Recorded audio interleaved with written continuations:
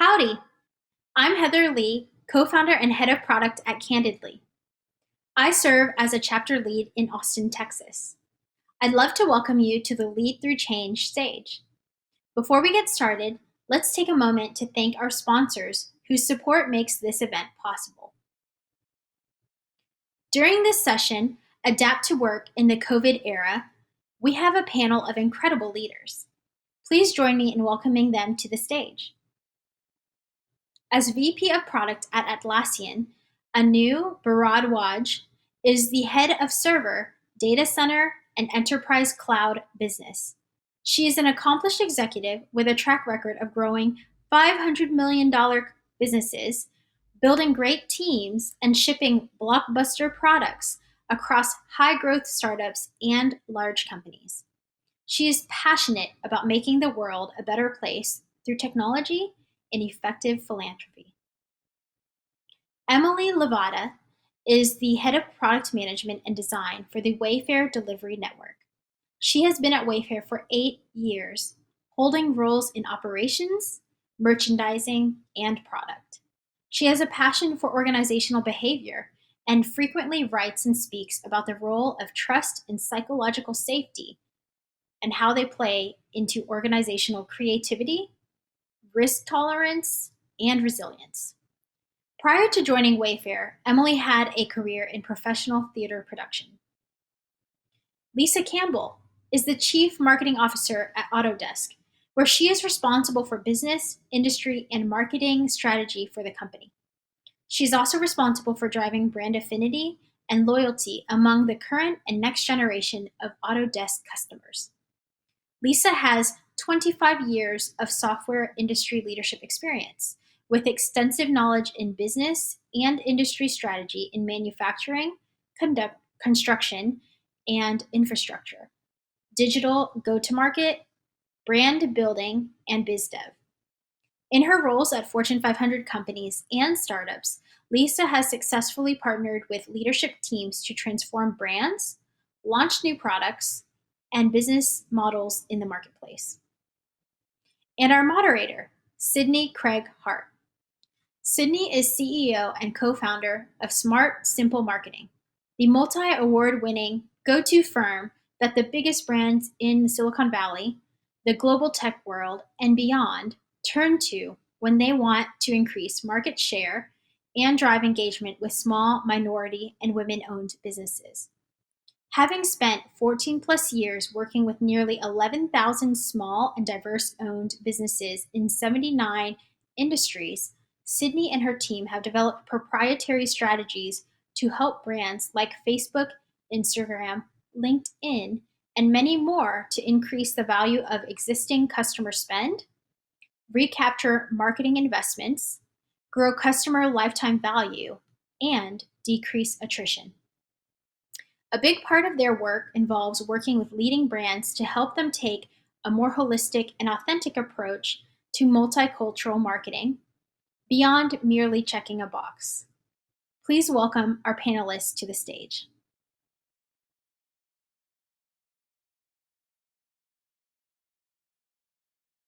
Hello and welcome. My name is Sydney Craig Hart. I'm so glad that you are joining us for this session. We appreciate your interest in the topic and thank you in advance for joining us for this chat about adapting to work in the COVID era.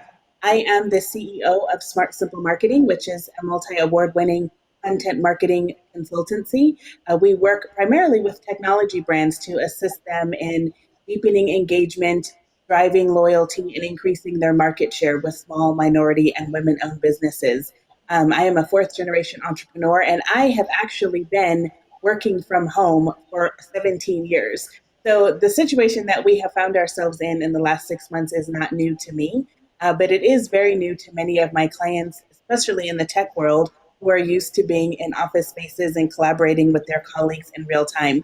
So I'm excited to have a chance to lead you through a discussion with 3 very talented, interesting women who are going to share with us their perspectives on what it's been like to adapt to a new environment, how they and their teams have re-examined how their day-to-day business is done, and what they're continuing to learn in terms of how to adapt.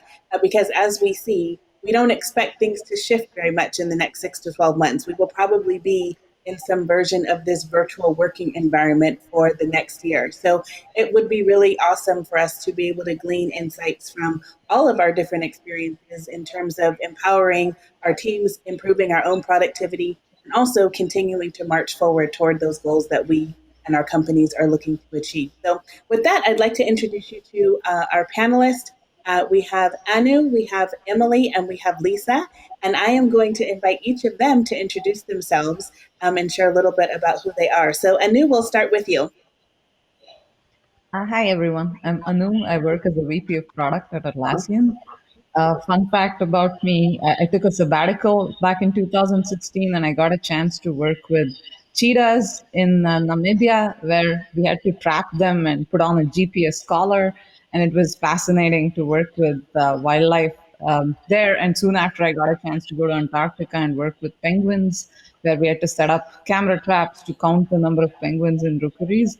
It was a refreshing 1 year away from technology.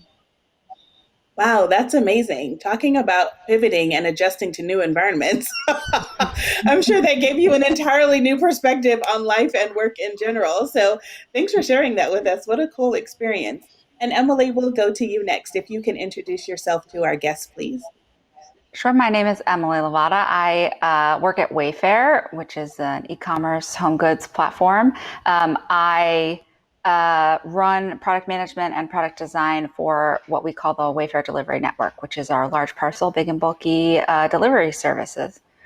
And fun fact, I am a career switcher. I had a previous career before product management in professional theater production. And actually, speaking of adapting, I think of that often, the adage, the show must go on. And theater professionals build a tremendous amount of resilience doing real-time creative problem solving during live performance. And that's something that I've called back to a lot recently.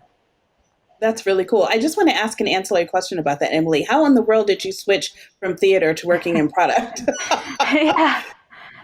You know, they're not that different. You're working with a team of creatives and a team of technicians to get from point A to point B. And it turns out that the conversation that happens between a set designer, a master carpenter, and a scenic painter is exactly the same conversation that happens between a UX designer, a back-end engineer, and a front-end engineer. So tactically speaking, I went and got an MBA and did an internship at Amazon. That was my path to making the switch. But ultimately, I discovered the skills I had developed in theater were really the same skills I needed to be a product manager. That's so cool. Isn't it amazing how you can cross appropriate from different areas of your life and how the skill sets are, as you said, not that different. They're so transferable. So that's really cool. Thank you so much for sharing that. And last but not least, Lisa, if you could introduce yourself to our audience. Yeah, hi, I'm Lisa Campbell. I'm the Chief Marketing Officer and the Head of Business Strategy at Autodesk. And Autodesk is a company that creates technology and tools to help all of these different designers, architects, and engineers basically design and make the world around us. So it's a lot of fun. And I've been at the company for a number of years and love just working with our customers. And a fun fact about me is I actually come from a really large family, at least it feels large to me. I was the middle child out of 5, so I always say I was that unspoiled middle. And it's been my role to try to keep the family meeting all the time. So I set up all of the online meetings where we all have our cameras on, and we've been really good about staying in touch as a family. And I'm kind of like the chief organizer right now for all of our social activities that are virtual. That's so cool. Every circle of people has that, right? There's always that connector person in the middle who is like orchestrating all of the interaction. So I totally get that. I'm that person in my circle too. So I am resident party planner. So I hear you on that, Lisa. That's awesome. Okay, well, thank you so much for those great intros and those fun facts. Really appreciate that. And would love to just dive into this conversation because we have so much to talk about. So we'll start with our first question. What specific steps did your organization take to pivot to working remotely as the COVID-19 health crisis unfolded? So Lisa, we'll start with you. Yeah, so the good news for us is that we're already very remotely distributed all over the world. So we were already had that muscle developed of being able to work within remote teams and being able to get together where we knew some people were in different offices or working from home. Our big pivot was all of a sudden one day everybody was working from home. And one of the things that we did is we put in place stipends for our employees to make sure that they can get home office set up. We made sure that we rolled out some extra services, especially for some of our employees that didn't have an environment that was easy to work from. You know, some people are sharing an apartment and they're like, I have no place to work, I have to go into the closet, right? Or into the bathroom, or I get the dining room, somebody else gets the kitchen. So we were really trying to help people adapt by just providing helpful hints or trying to figure out ways to help them set up a space. Okay, thank you so much for sharing that. And Emily, if you could share what your organization did, specific steps, because, and I want to share with our audience, this is why we're talking about this. Even though we're 6 months into COVID, we expect that this is going to remain. And you may be in your organization at different stages of pivoting or adjusting to working remotely. So really take heed to some of these ideas. There's probably nuggets in here you can implement into your own organization. Emily, your thoughts? Sure. So for corporate offices, including engineering, we provided some support for home office setups. We did company-wide reset days for 2 days to give everybody time to get their space set up or attend to things that they needed to with their family. We have ongoing flow time, a sort of no meeting time where people can do what they need to do, at home and with their work. We instituted an emergency paid time off policy so that people who were sick or needed to get the care that they needed could take that time off without concern for their pay. And then we have a whole set of folks in our supply chain network who actually are coming to work. And obviously there's a tremendous number of safety initiatives there, but we're still quarantining at home. So one really great program that we set up was what we call Dinners to Go, where twice a week, those who work in the warehouse can order, Wayfair will order on behalf of them dinner to go from local restaurants that they can pick up on the way home. And that really, we've served tens of thousands of meals that way. And that makes the day-to-day easier for our employees who are quarantining at home while also injecting dollars into those local communities and economies through those restaurants. And I think your point, we need to continue to adapt. Like actually many of these programs came maybe in week 4 or 5 or 6 when we realized that this wasn't going to be a short-term thing, but we're continuing to learn every day as we go. Yeah, thank you. And thank you so much for supporting all of us small businesses. We appreciate that. I'm a huge fan of that, of shopping local and investing local. So kudos to Wayfair for that. That's awesome. Anu, can you share with us a bit about your organization's experience? What specific steps did you all take to pivot to working remotely? So Atlassian is a 5,000 employee strong company, and we have about 11 offices all over the world. In addition to setting up a stipend for home offices and special leave policies that both Emily and Lisa talked about, a couple months ago we took a major step where we announced a move to say that employees can permanently work from home or from office. So we shifted as a company entirely to a permanent distributed workforce model. We believe that not only because of the COVID isolation situation, but in general, it allows us to have a bit more flexibility for our employees to choose their living locations, to choose their working times. And also as a company, it gives us more access to an extended talent pool. Given we had a number of teams working remotely even before COVID, we took this larger step to make sure that all of our employees can work off of the same level playing field and that we are able to use our own products, which are built for remote collaboration, in a larger, more distributed setting. Okay, thank you. That's awesome. And I want to come back to you, Lisa. When we were chatting in our prep session, you mentioned something you did with your team with regards to the timing of meetings. Could you share a little bit about that? Yeah, so I was just going to say we added a couple things. So one thing we also did that Emily reminded me of is we were giving Fridays off a few times a month. So every month we picked 2 Fridays to give off to our employees just so they could recharge their batteries. But another thing that we implemented in our group was instead of 60-minute meetings, we basically said no more 60-minute meetings, you have to have 45-minute meetings. And that had a tremendous impact on the morale and the energy level of our employees because they have that 15 minutes that they can use, whether they need to make a phone call, they need to take care of a child, they need to do something that you just never get around to when all of your meetings are stacked up. So we've asked people to design into their days some of this break time, and we have found that that has been a big impact on morale and an energy source for people. Yeah, that's really awesome. I appreciate how both you and Anu talked about just the shift in culture, and you, Emily, as well. Just, this is a dynamic situation. So we're not going to get to a place where, oh, everything's magically working and, we can just sit here. So being willing to be dynamic and flexible, I think is really key, as well as these really tangible solutions, 45-minute meetings instead of 60. It's amazing how much time we used to waste. And now we just don't do that anymore, given how circumstances have changed. I love the dinners to go and just, empowering busy professionals to have access to that. Sometimes at the end of the day, you literally don't have the brain energy to figure out what to eat and how to feed your kids. So love all of those really practical suggestions. And thank you for being so transparent about that. Now, let's talk about your remote teams specifically and their work habits. So, if we could hear your opinions and insights on this, that would be great. What adaptations did you make specifically for teams who were new to being remote? Because you all mentioned that you had a few folks who were remote previous to COVID, but obviously there were people who just, had to switch overnight. So, Anu, could you share with us what happened at your company in terms of adaptations that you all made? Yeah, certainly. Just yesterday on our exec team, we were talking about statistics around new employees joining. We are a high growth company. So, since the COVID situation hit, we've had nearly 25% of our workforce joining since then. And these are people who have onboarded entirely remotely.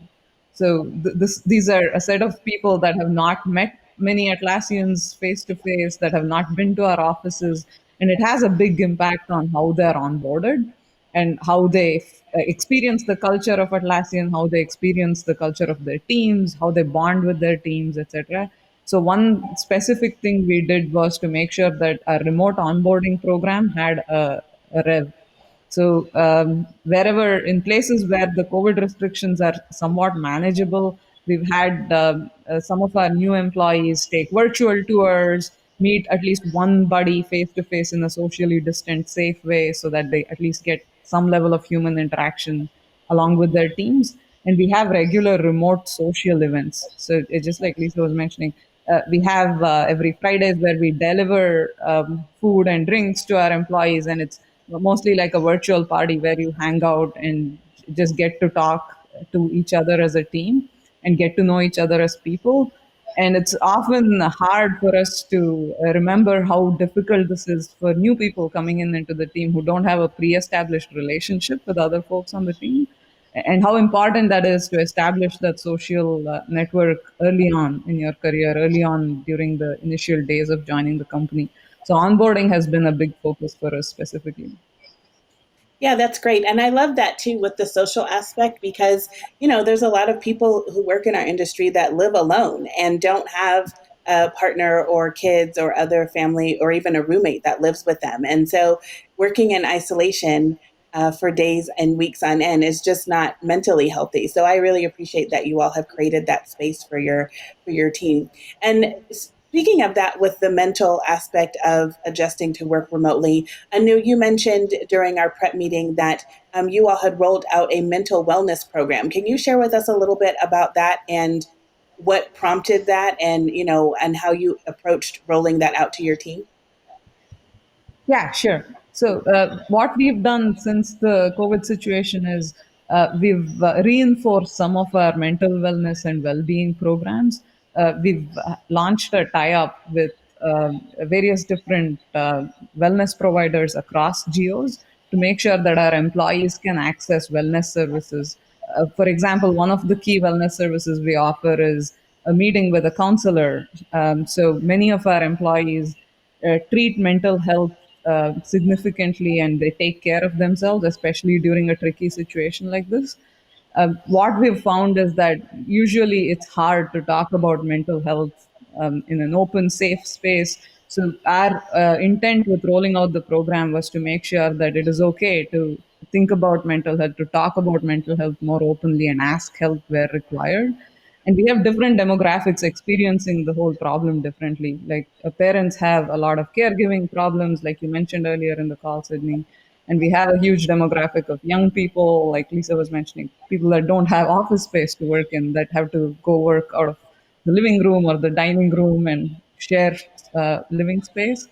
So having the wellness service has really helped us get a pulse of how different people are experiencing the COVID problems differently and how we can offer help that's customized to every specific segment of people.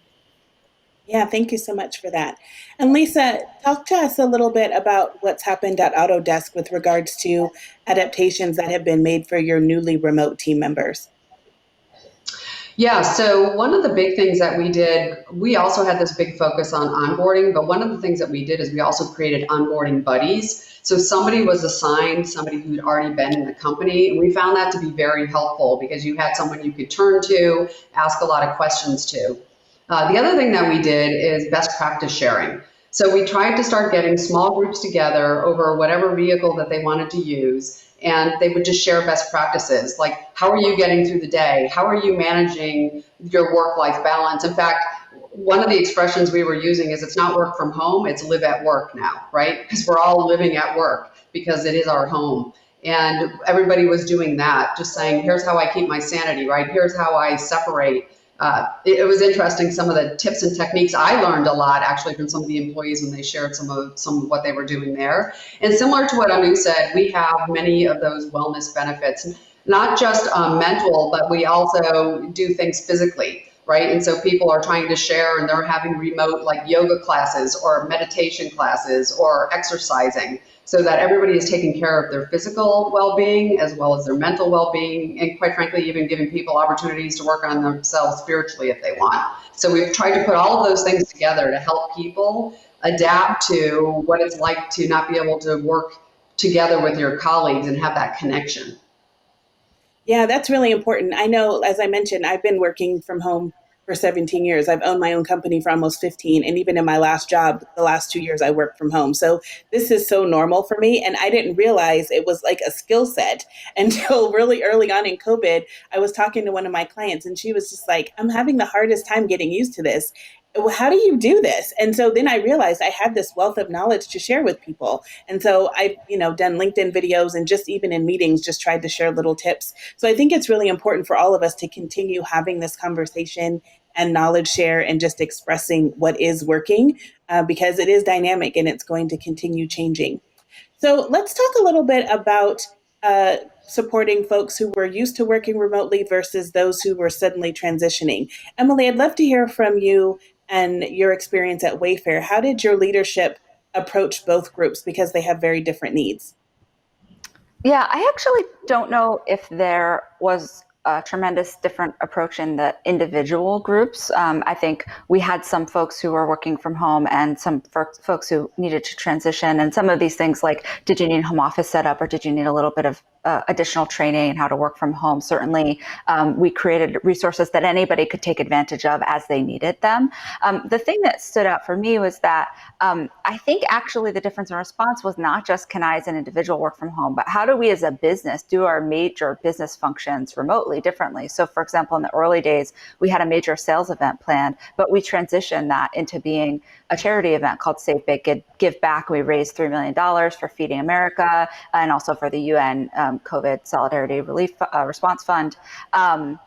And there's just a continuous learning curve. So we just did our first performance and feedback cycle remotely. We're now looking at doing annual planning for next year remotely. We have Cyber 5 coming up, which will do our first remotely. And so Wayfair has a core value that is we are always improving. And I think that we've really relied on our ability to adapt, both in terms of what the individuals within the organization need, but also how we as a business respond to each of these new experiences that we're going through as a remote business. Yeah, definitely. And Anu, you mentioned that you and your leadership team really tried to provide structural support for the teams that weren't used to working remotely. Could you share a little bit about that with us? Yeah, certainly. So, in terms of how newly remote teams experience this differently than teams that have been remote already, we've had different swats of teams with different levels of remote experience. So if I have to think back, there are three categories. One, tooling and resources, structural support that we offer. So we offer help stipend for home office setup. So people that weren't remote already just need better internet connections or video cameras, standing desks, etc. So we set that up. And we also created a special leave policy which helped people take leave when they wanted and also coordinate across their teams. Because one of the common things we'd hear is we can't just take time off if you give us extra time off, because you come back and there's always the pressure to catch up. So coordinating across teams really helped in making the leave more effective. And a second set was really around practices and rituals. So even though people may have been set up structurally to have a great home office, we really needed to train our employees to say, when you're working remotely as a team, you need to make sure, for example, the 45-minute meeting rule, where you don't really extend your entire day into a series of back-to-back meetings, where we have co-located working zones. So you have a set of people in a time zone where you really designate meeting free zones so people can really go down and make themselves a lunch. Even simple practical things like those really needed to be thought of rationally. And the third category I would put really around empathy and flexibility. Like I said before, because different people experience the crisis differently, we really have had to think hard about, do we need that many meetings? How much more can we shift to async work? How many dependencies are there across different teams? Have we distributed work accurately? And what are the kinds of activities that are hard to do remotely? Things like blue ocean ideation, roadmap planning, annual planning, like Emily was mentioning. Some of these are really hard to do remotely, so we use extended hours of meeting time for those. Whereas for many others, we constantly advocate doing it asynchronously using our own products. Okay, love it, love it. Thank you for sharing that. Now, Emily, we'll come back to you. How is Wayfair continuing to assess its employees' ongoing needs as things continue to change?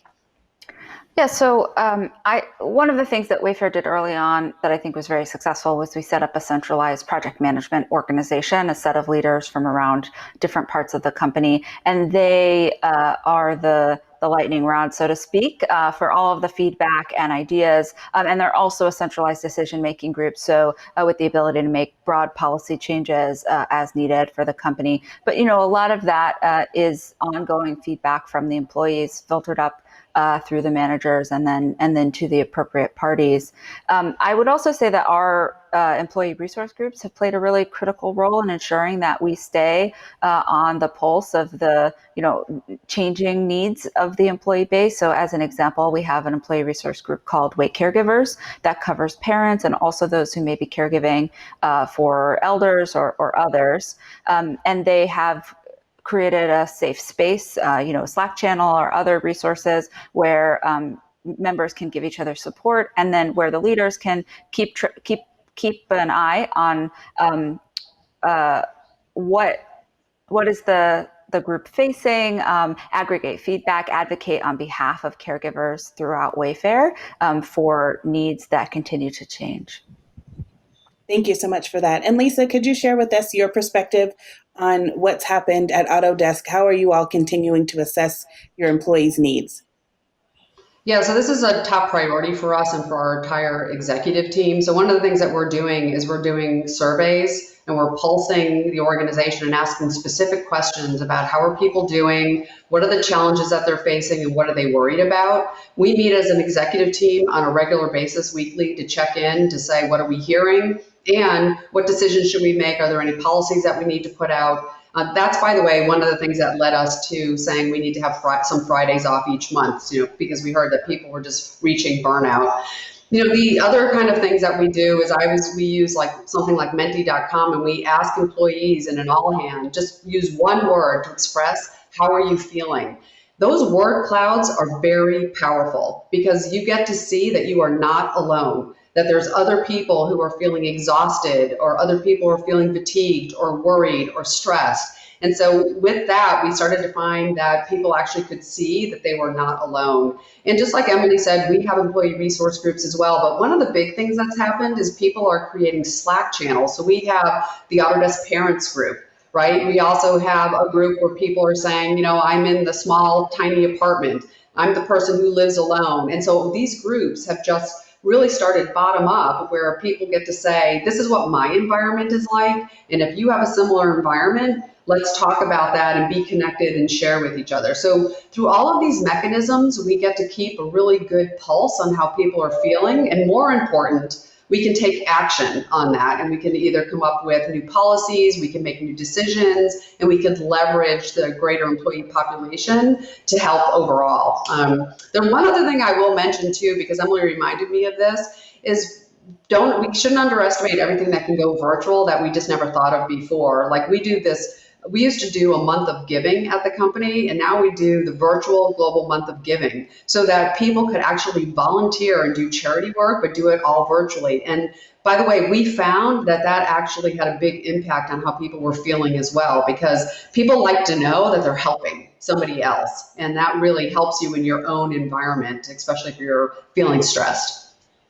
Yeah, I think one of the takeaways I appreciate about both your and Emily's comments is that your companies are really trying to create community. And that's so important right now, given that we are isolated in some way, shape, or form. Even if you are isolated with family members or what have you, we're isolated from our normal way of operating in our life. And so if you stick with that and keep telling yourself, I'm isolated, that starts to mess with your head. And just having that space to express how you feel, and then seeing like a sea of other people who feel the same way, or you can have these tangible conversations with other people with similar feelings. I'm sure it definitely supports that need to create community, that eliminates the need of feeling so isolated. So love those insights. Thank you for that. Now let's talk a little bit about how COVID has directly impacted your current level of business. Anu, we'd love to hear from you. What impact has COVID had directly on your business operations? Yeah, sure. So COVID's actually impacted us in two separate ways. One, internally as a business, it's been similar to what we've discussed so far. Just the shift to remote working and having to get new Atlassians relate to the company, relate to the team in a completely remote way has been a challenge that we did not anticipate. And overall, despite everything we do, we just have to accept as a company that this is going to have an impact on how our employees are being able to deal with the situation, how much productivity hits we will experience, etc. But overall, as Atlassian, as a company, we are a very social, sort of community-driven company. It's an Australian company, so it's a very different culture to the typical Silicon Valley companies that we see. And so there's a high premium placed on working together, feeling a shared purpose, feeling like we are giving back to the places that we work in. There are 10 different countries that we're spread out in. So we definitely get a sense, like Lisa mentioned, in our word clouds, we get a sense of people feeling like, oh my God, we feel supported, but man, this has definitely been a hit on our overall productivity and how we feel. So just being empathetic and accepting of that overall as a company, it's taught us a few skills in resilience.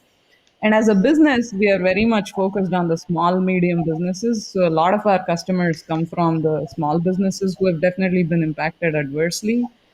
We build tools for remote collaboration. So we've actually seen an upsurge in the demand for our products. A lot more people are adopting, especially our free products. We give out massive discounts for community licenses and academic institutions. So that's seen a big uptick as well. So we are working with our customers to make sure that people that are facing difficulties, we are able to help them through their annual contracts to figure out flexible payment terms for them, etc. So we're making sure the customers that are hit by COVID are able to use our products effectively without going through a financial barrier. Thank you so much. And Emily, what impact has COVID had on Wayfair's business? Yeah, COVID has provided a tailwind for us. Early on in March and April, we saw lifts in what I think you would expect, desks and other home office furniture, kitchen supplies as the restaurants shut down and people started cooking a lot more at home, children's play furniture, backyard play and patio, trampolines. But ultimately, we ended up seeing a lift across a lot of our categories. I think as people are spending more and more time in their homes, they're maybe picking up that home renovation project that they had been putting off or investing in something to have a staycation. And so that's driven a lift across most of our business. I think, what we're really proud of is that we were in a position to meet that unusually high demand because of our investments in our supply chain, our partnerships with our suppliers, our tech infrastructure, which allowed us to scale up very quickly. And then, of course, our in-house team that makes it all happen. And for us, our point of view is that while COVID was a catalyst, that we actually don't view a lot of this growth as specific to the pandemic, but actually an acceleration of a shift online that was already happening in the market. And so, our expectation is that a lot of people now have tried buying things for their home online who potentially wouldn't have, hopefully had a wonderful experience, and now will be more likely to shop online again in the future. Yeah, absolutely. Thank you. And Lisa, how about you? What impact has COVID had on Autodesk's business? Yeah, at Autodesk, we're very fortunate because our business model allows for us to be very resilient because we are a subscription company. So people subscribe to our software and technology solutions, and that allows them to have maximum flexibility. The other thing is we provide collaboration tools. So we have a number of cloud-enabled solutions and cloud platforms that allow for our customers to actually do design collaboration and to figure out how they can address the needs of their customers. And so we actually find demand for our remote design collaboration tools has gone up during this time. And then in addition, our customers are really, especially in manufacturing and construction, they're looking for our help to figure out how can I make my facility safer for people to come to work? And what about at a construction site? So we actually have found that use of our technology is really helping them figure out how to redesign or plan how they're going to do work in those locations. So that's also helped our business. And I would say that just like Anu talked about, we serve very small businesses, middle-sized SMB companies, and enterprise. And for the very small businesses, they've been hit the most and the hardest. And one of the things that we tried to do is figure out special programs for the very small businesses to say, how can we help you with your business continuity plans? And because we put those programs in place, I think it's helped us build a much more loyal customer base because they know that we did this and there was no financial gain for us to do this. We did this because we're committed to the community that they operate in and wanted to be able to help. Yeah, thank you so much for that. Appreciate it. So we're right, of course, in the middle or the early part of fourth quarter now. And so we're all thinking about planning for 2021. So Emily, can you share how you're working through challenges in terms of creating your roadmaps for the following year during this time of uncertainty?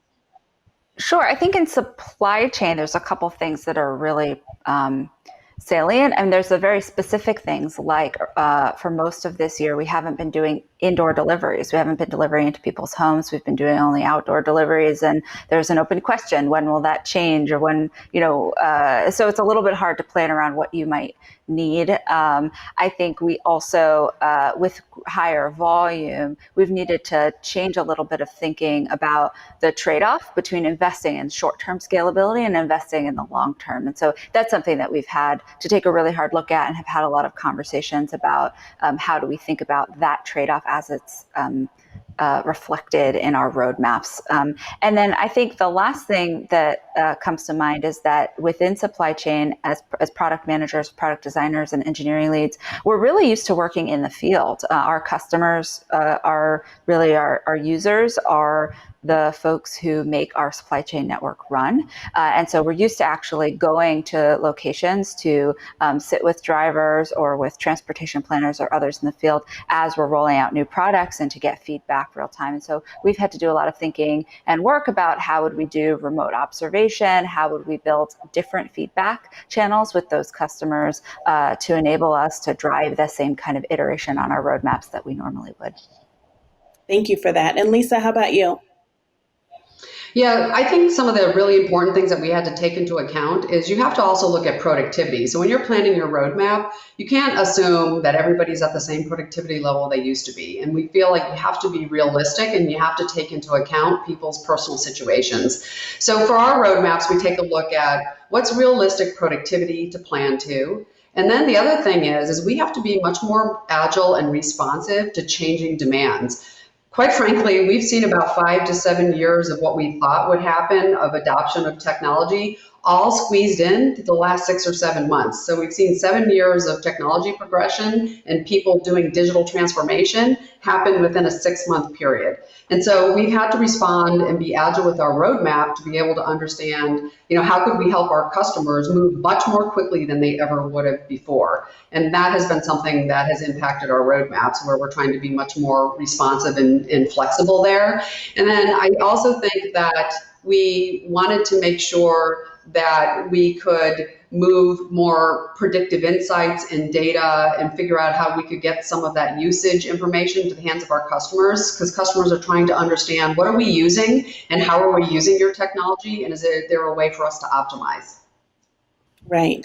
Yeah, thank you so much. Well, clearly we have, a wealth of knowledge among the four of us, and we could probably continue this conversation for hours on end. But I really appreciate everything you've shared and would love to move us into wrapping up by giving our audience an opportunity to hear what are your best suggestions for how we as women in this space can continue to thrive in this dynamic environment. So Anu, we'll start with you. What specific, salient advice do you have to share with your fellow women in product?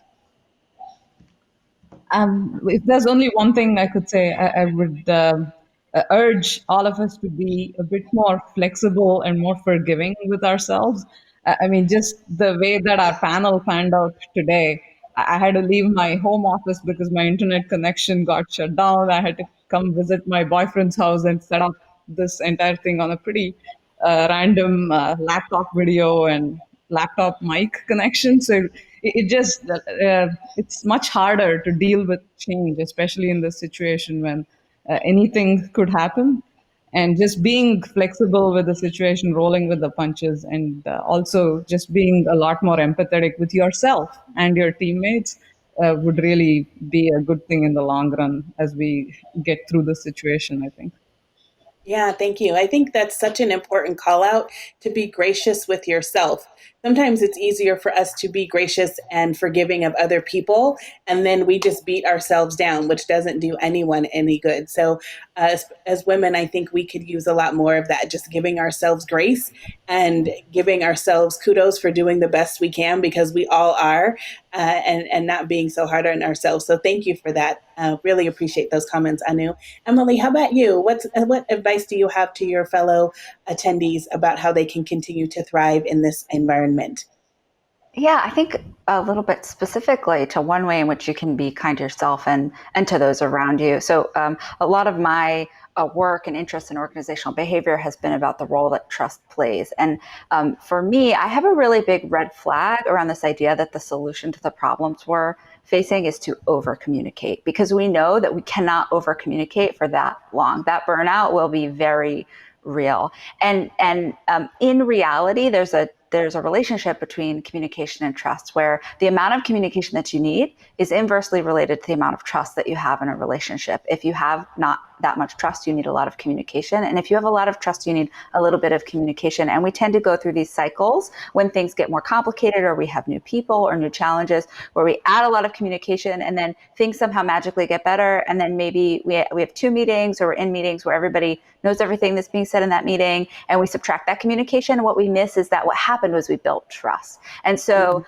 I would just encourage everybody to think about, how do we build trust in each other in this new way of working? And how do we invest in meaningful conversations about what matters or what we need in a way that allows us to build that trust? And then also, when you hear people talking about communication, when someone asks you for a new update email or to fill out another spreadsheet or to add a meeting to your calendar, you should engage with them on, what are they fearful about? What are they anxious about? What is the underlying thing that they're questioning that makes them want that communication? And figure out if there's a higher ROI way for you to close that gap that isn't just committing to over communication. And I think that's one way that we all can really work to protect ourselves and protect our time, so that we can invest that in self-care, but also to be kind to the people around us and to protect their time.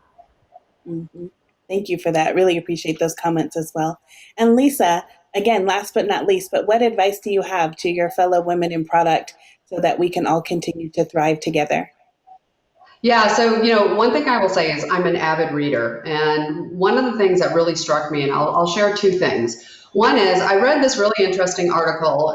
They had done a survey, and they found that women are being most impacted right now in the COVID situation from two respects. One, they typically are most often the caregiver, and number two, they typically are the ones taking on responsibility for homeschooling. In fact, they had a statistic that it was around 25% of women are taking that on as a primary responsibility in addition to their professional life, as opposed to it was 14% of men are taking that on. So what I would say to the women who are listening is, you are taking on a lot more, and you have to realize and take time to also take care of yourself and know that you're taking this additional responsibility on, and make sure that you can continue to progress your career. And I would say, have very open communications with your managers about any of this extra personal work that you're having to take on. We all understand it, and it's good just to make sure that you're being explicit about it, so that you don't feel like you're losing visibility or opportunities.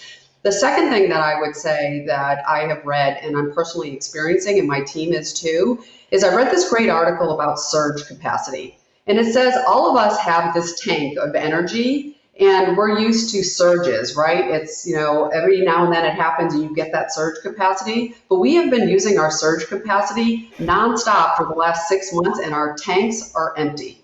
And what I would say to everybody is that we have to take time to fill that tank back up, because we're on empty, and you just can't function that way. It's not good for us physically. It's not good for us mentally. It's just not good all the way around. So I would say, try to focus on whether it's meditation, yoga, exercise, gardening, cooking, whatever it is that fills your surge capacity, that try to prioritize time. And I know it's hard, but try to prioritize time to fill that tank back up. Yeah, thank you. I think that's so important. That makes me think of a saying that my grandmother always said my entire life. We were not allowed to say can't when we were children. I literally, if one of my parents or my grandmother heard us, they'd say, take can't out of your vocabulary. And I think it's so important for us right now, especially as women, to focus on what we can do. That list of what we can't do, what we can't control, is really long, and it's not getting shorter anytime soon. So we don't do ourselves any favors by sinking into that. So the points about flexibility, the points about self-care, please be investing in you. You are your greatest asset, and we need you. Your family needs you. Your friends need you, and you have a great career that you love. So don't not invest in you. And the last thing I want to share as we wrap up is just to take advantage of this community. This is an amazing network of insightful, fun, professional women who are going through the same things that you are. So reach out to me, reach out to Lisa, to Anu, to Emily. We'd love to continue these conversations with you. Keep networking and getting to know the women in product. And there's all of us here. We are all in this together, even though we know we keep hearing that, but it's true. And this is a really unique tribe that you have. So I encourage you to keep taking advantage of it. And so with that, we're going to go ahead and wrap up. Again, I'm Sydney Craig Hart of Smart Simple Marketing, and we thank you so much for your time and attention, and look forward to seeing you around the rest of the conference. Enjoy, everybody. Bye-bye. Thank you, Anu, Emily, Lisa, and Sydney, and to all those who have joined us live. If you would like to connect with our panelists, they are available for Q&A and roundtable discussions in our interactive sessions tomorrow at 9 a.m. Pacific Time. You can find the sessions on the side navigation of the conference event platform. Coming up next on this stage is Building Your Resilient Self. Be sure to check out our many ways to network with your fellow attendees. Reach out directly or meet someone new in our networking mixers under sessions, where you'll be paired with a fellow PM for a time to chat. We want your feedback.